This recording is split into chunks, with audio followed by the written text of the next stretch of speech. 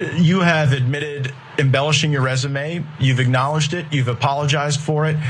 Some have said that you shouldn't be seated on committees for it. I would offer that if we didn't seat people on committees who embellished their resume running for Congress, we probably wouldn't be able to make quorum in any of those committees. I mean, this isn't just a lie.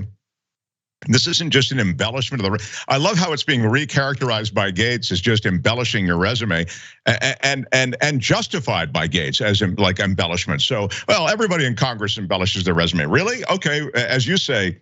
I don't know if that's necessarily the case or that's so good, but the notion that it's recharacterized that way really does disrespect to the reality. I mean, Santos he's a train wreck from the standpoint of telling the truth. He's virtually lied about everything. The American people can pretty much forgive anything, but that starts with a sincere apology normally, a lot of remorse shown. Prevailing opinion is you have not yet shown that.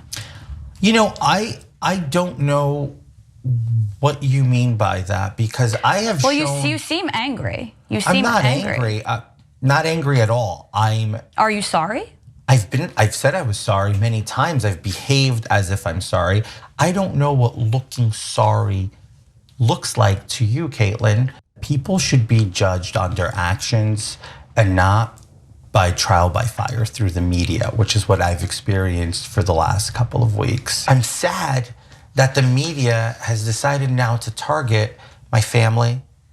The media has decided to target and harass my friends, anybody around me. I signed up for this job, Caitlin. I signed up for this. Not my sister with my 5-year-old autistic niece, or not my husband at home with our dogs. I have yet to see this be done to other members of Congress's family. I think that the media has spun out of absolute control. Yeah, people should be judged by their actions. You engaged in the act of lying repeatedly to the constituents that you now unfortunately represent. Over and over and over again. Yeah. Those are your actions.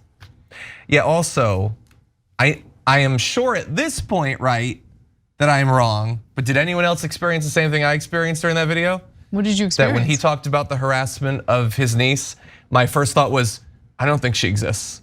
Yeah, I mean, it's definitely a possibility. Definitely a possibility. Anyone else, if Marjorie Greene said that, I would assume she's lying about the harassment, but that the niece exists. For him, it's like 30% chance the niece doesn't exist.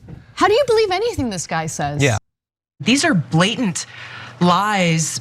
My question is, do you have no shame?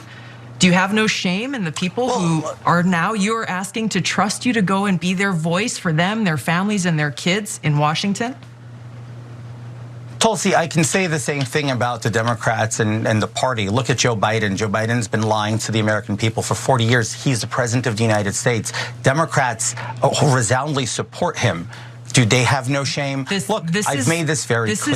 This is not about the Democratic Party, though. This is about your relationship, frankly, with the people who've entrusted you to go and fight for them. So listen, if any other person made that exact same point, that would be a perfect interview. I have no problem with it whatsoever. What I do have a problem with is Tulsi Gabbard, of all people, is making these points when she knows her history of lying to her own voters, when she knows that in 2020, in 2019 actually, when she announced her bid in the 2020 presidential election, she pretended as though her past anti-gay stances are no longer the beliefs that she holds today. She lied to the American people about that because she felt that it would be politically advantageous to pretend as though she has completely changed her views on the LGBTQ community.